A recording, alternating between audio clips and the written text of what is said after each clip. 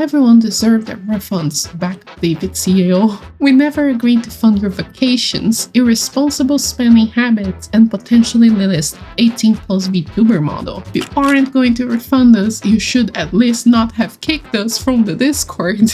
This isn't just mismanagement, it's a case study in how to make all of the wrong decisions one after another. Hi, I am Moonsugar Cake, a designer and artist trying to help other content creators, and I also make videos and streams about Infinite Nikki, Star Sand Islands, and Witchbrook, and other wholesome games as well. In this video, we will discuss the downfall of Puffpals Island Skies, which was a promising cozy indie game now seen as a scam and hated by everyone. But first, quick disclaimer.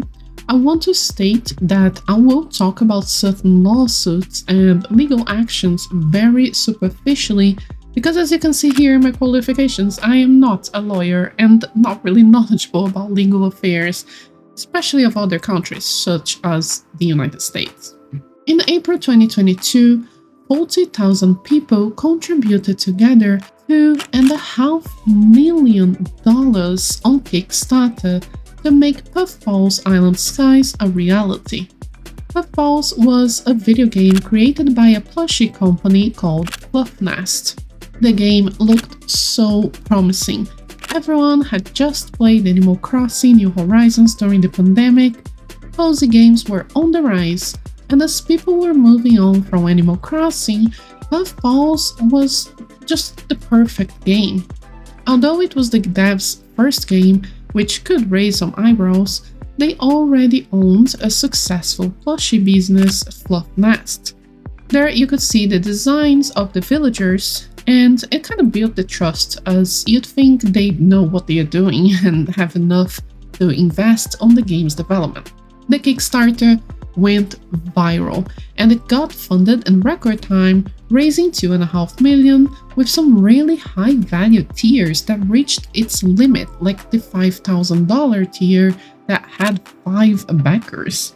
The developer team seemed really trustworthy. They had a nice team going on. We could read a little bit about them on the Kickstarter page, and it seemed like they had enough experience. They had a programmer, a game designer, a 3D modeler, an animator, a concept artist, and even the composer was in-house.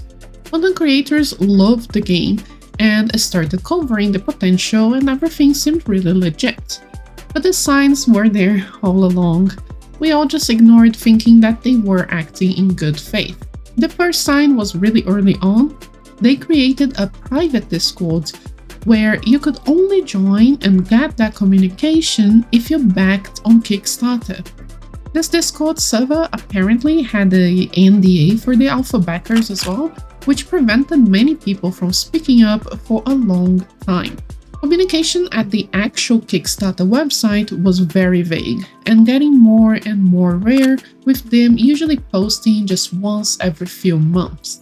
But fast forward, almost 1 year later, after the Kickstarter ended, in May 2023, the game was still sort of on track. We've got some delays for the alpha releases, but only by a month or two. The team made very few updates, but it was understandable as the project scope was increased and the dev team was really tiny. But here was the second sign. A couple months later, as they communicate less and less, they open the secret shop.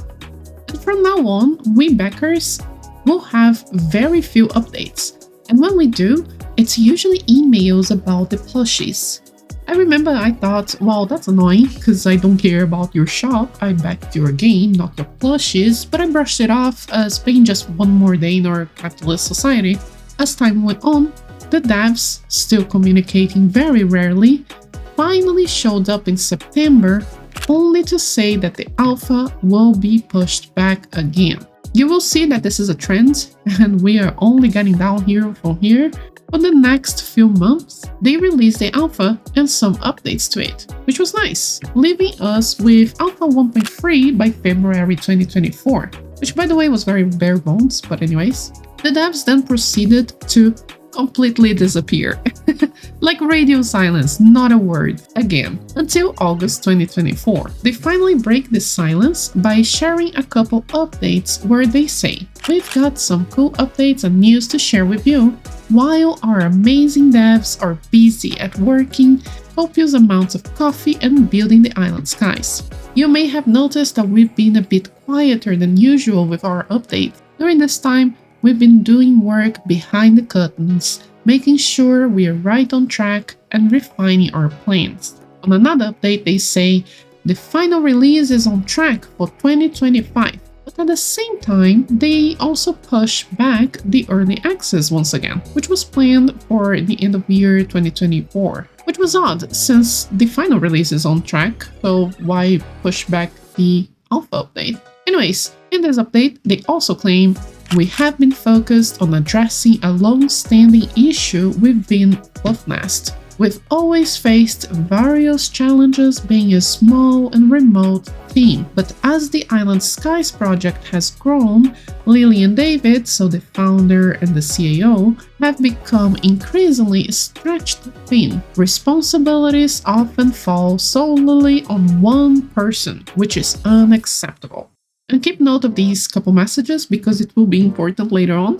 But as you know, none of this was ideal, but again, small team, so I feel like we all understood back then. At this time, they also opened more tiers to support the game, and who knows how much more money they've made at this point. Speeding through, the cycle continues where they continue to be silent until December 2024. Here, they finally opened up, saying that they weren't able to tell us what was happening because they had to do some internal changes to contracts and essentially restructure the whole team. This update, however, does not share anything about the game itself, only this excuse for the silence again.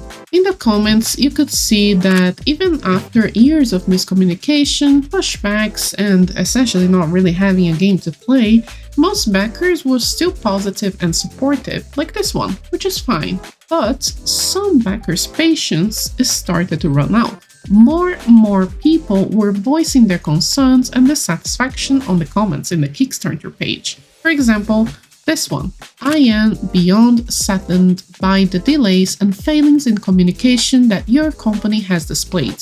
I went to go check to see if the game was ever pulled from alpha testing, because like I'm sure many were hoping, I was really excited to play this on Twitch. I have completely given up hope. And I guess this is just another game that is going to end up not coming to fruition. This will teach me to never back games again." And this other backer pretty much hit the nail on the head, almost prophetic at this point, by saying, "A studio that advertises a game they have no intention of making in a timely manner, while they shell out subpar much for the game they haven't even brought close to release. This is an absolute insulting joke of a game dev team." The responses to these comments have always been quite generic, saying stuff like, "Oops, sorry, we can share more, but we are working really hard, thanks for your support," kind of thing. Moving on, you guessed it, they practically disappear again. They do give some smaller, meaningless updates with more excuses and empty promises, saying that the development is late again because now they decided to change from Unity to Unreal out of nowhere. And during these past months, more and more backers started requesting refunds. While we've got basically no relevant information about the game that should have been released by now up until April 2025. Yes, last month. That's when the devs broke the great silence again and announced that all plushies will be suspended immediately. Yep. Just like that, no more plushies. Even though we're backing a video game here, just a reminder, apparently the plushies and the game are the same business, I suppose. What's interesting here, however, is that they claim the reason was an increase in shipping costs. So all the plushies operations would be suspended, orders not fulfilled, and refunds would be processed, where they also let the community managers and moderators for that fancy private Discord all let go.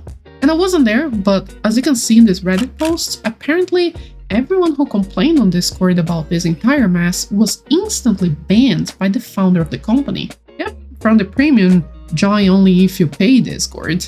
So here, shit really hit the fan. Plushies are not being delivered, people are not getting their art books and other extra stuff, which yes, they have included even more add-ons over the years to make even more money, and more backers requested refunds with no response. Which leads us to the most recent update, 1 week ago. The dev team started off strong by saying that the development of Island Skies have been incredibly challenging to say the least. For the past few years, we were under a NDA with a third-party studio and couldn't discuss many of the things that were happening behind closed doors. However, now that other parties have made some of that information public, we can speak more openly about what's happened. After the Kickstarter, Fluffnest entered a milestone agreement with Room 8 Studio to develop the features necessary to deliver early access, based on the GDD we created for the campaign. The agreement was for 1 million over the course of 1 year. They then go on about how they decided to renovate the contract with the studio that, reminder, nobody has ever heard before, and agreed to pay 1.5 million more for the alpha version of the game. Yep, the alpha version that we already have. And since the millions they took from Kickstarter apparently weren't enough, they took a loan to pay the studio. Crazy work, like actual insane decision making here. They then go on about how they had to get approval from the bank to make this contract. And by doing that, they found out, quote unquote, significant accounting irregularities, and that has put the plushie business out. They then shamelessly blame the studio for not understanding their situation and not grasping how much work still has to be done. It's all very vague, as you can see, it's giving more empty excuses that at this point nobody believes anymore. They then end up the update saying that they will do the game all by their own. And when I say they, it's literally just the CAO. Literally just the CAO, because the entire team has been laid off ages ago. So, okay, that all sounds really bad, right? But at least the game is on track, I guess? Or at least you would think so. You know, they got rid of the terrible studio and the horrible accountant, and all these villains were caught. Now they are free to continue working on the game that they love so much, right? So far in this video, I have only related the facts to as how they happened to build up a timeline of sorts and assume that everything being said was the truth. But the thing is, they have been lying to us through the teeth all along. Years and years of lies non-stop. And I'll break down everything that they were hiding to you right now. But before we do that, I'd like to share the sponsor of this video. And the sponsor for today's video is you. These videos take a lot of time and effort to make, so if you'd like to support my work, consider joining Patreon or checking my Vision. And if you don't have any to spare, that's okay. Just watching my videos, subscribing, liking, commenting helps so much. Not to mention it's also free. Okay, so before we break down all these years of lie, a quick note, most of the updates were not even notified. So many people are still unaware of what's happening, and that's why I wanted to make this video. For a backer like me, unless you go out of your way to open up the page and look at the new updates, you wouldn't even know anything. It's almost like the CAO wants to hide it for some reason and is hoping that we backers forget about the game. So let's analyze everything they claimed over the years. First, the multiple periods of silence and lack of communication in 2023 and 2024. The devs claimed that it was all because they were so busy and overwhelmed with the scope of the project, being inexperienced and all. Sure, but hold on. On the CAO's update last week, the game, which is just the alpha, was apparently developed by a third-party studio, Room 8. So I ran and searched it up and found out that Room 8 started working with Fluffnest in 2022, when the campaign happened. So they've literally been doing this game all the time. What the heck was Fluffnest even working on?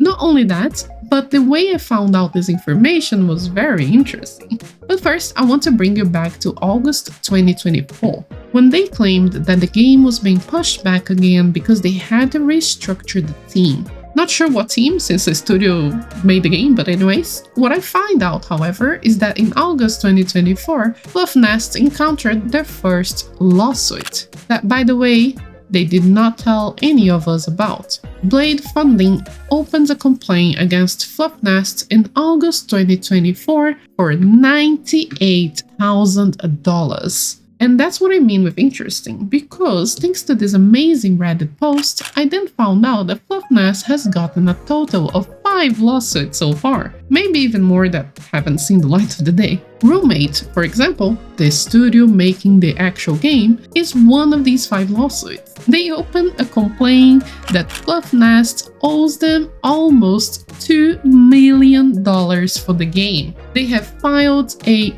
89-page documentation with multiple claims, where essentially they made an agreement with Fluffnest in 2022 of $5 million. And they have been working on the game all these years, delivered the alpha, and have not been fully paid.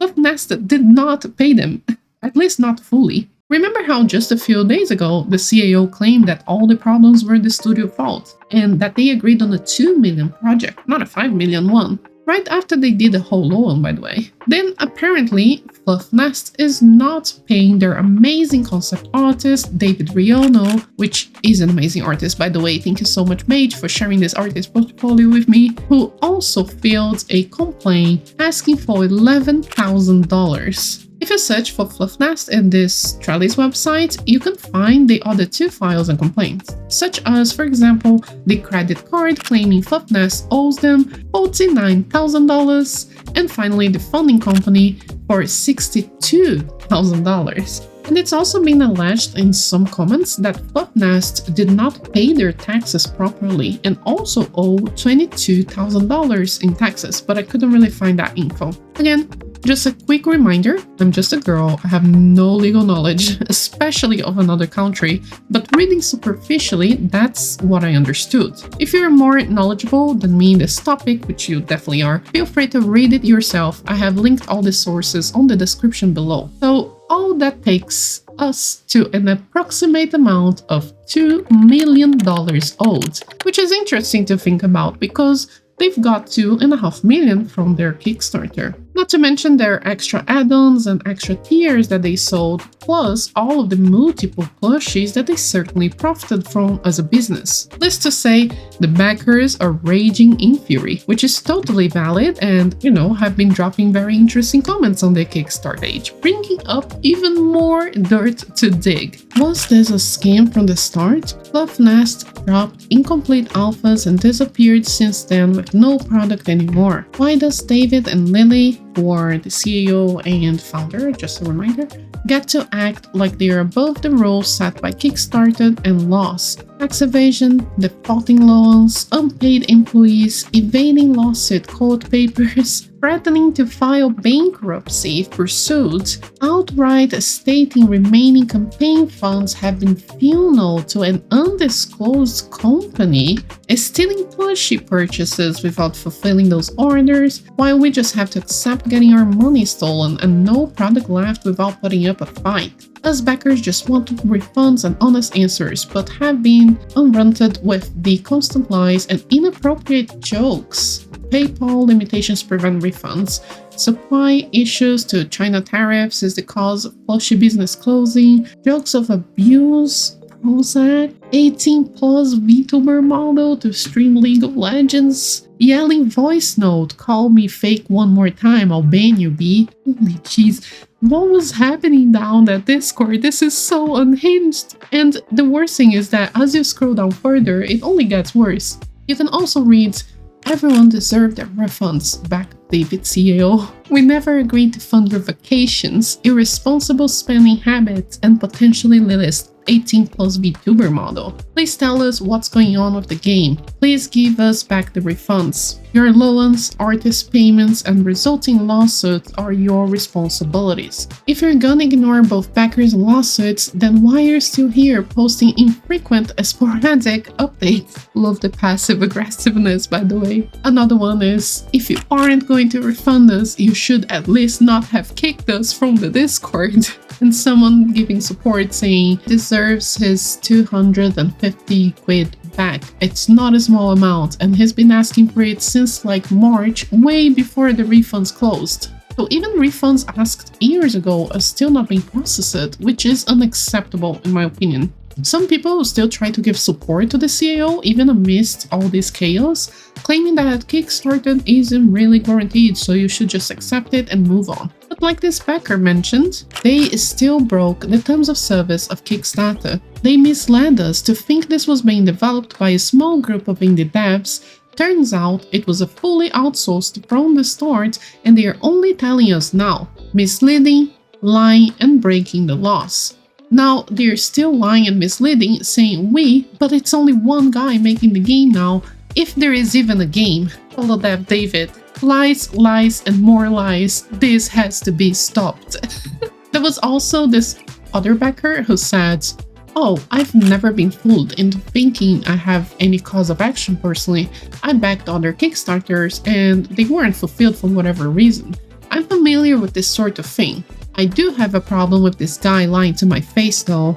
I also have a problem with not paying artists or fully fulfilling contractual obligations, and with attempting to hide money in a third entity to avoid paying artists." As I scroll down the Kickstarter page, you will see tons of other good points I've mentioned during the video. Keeping a pay-gated Discord server was, in my opinion, a big mistake, since both were not kept on the same levels of available information. Or not posting this update to Discord, bearing it here, hiding for nearly 2 years that you had major financial issues and grossly underestimated the cost of this game. And also conveniently forgot about those refunds you promised we could ask for back in February. And also, as someone who has been banned from the Discord and therefore no longer has to keep my mouth shut with fear of being banned, why wasn't there a notification for this? Seriously, if I got scammed by a dev studio, I'd be screaming to the world, not suppressing all the notifications about it. The only reason I tried to hide it would be, I don't know, if I was lying. And finally, before I finish, I found a very interesting and suspicious last piece of the puzzle. If the money is gone, why were backers in the Discord told that the money was safe and will last for around 4 more years? Which brings us to the million-dollar question, unintended. If refunds are not being issued, plushies are not being made, the game isn't being developed, artists have not been paid, the studio of the game have not been paid, there are no employees or mods left, then where did the money go? $2.5 million obtained through Kickstarter, plus who knows how much through add-ons and plushie sales. Was this just incompetence, or was it a scam planned all along? Finally, I wanted to leave a quick message to all the 40,000 backers of this project. Yes, in hindsight, I suppose the red flags were there, but by the time we all realized it was already too late, they were lying to us. Many of us are reporting the Kickstarter campaign, as Kickstarter still haven't removed the Project We Love tag from the page, and still showing up there with the pre-orders and more. And I know it's frustrating because essentially we lost our money and we can't communicate with others, and overall this just has been a very long and horrible experience. But it truly breaks my heart to see so many commenting that they will never back anything ever again. Of course, that's your decision, you should do what you think is right for you. But it just saddens me that so many potential hard-working, dedicated indie devs will pay for the arrows of feel. I have been backing projects in Kickstarter for years, it's almost like a hobby for me at this point. And it was the first time that it was this bad. But yes, of course, be careful with Kickstarter. Don't back if you're not ready to part with that money forever. It is completely valid to feel angry and frustrated right now, you're not alone. So please know we are in this together, and feel free to ask me below if you have any questions or if you need a space to just vent out about it. Have you ever been let down by a Kickstarter before? Let me know below as well, and please don't forget to take care of yourself, and I hope you have a lovely weekend. Thank you so much for watching, and see you on the next one. Ryan Little. Listen.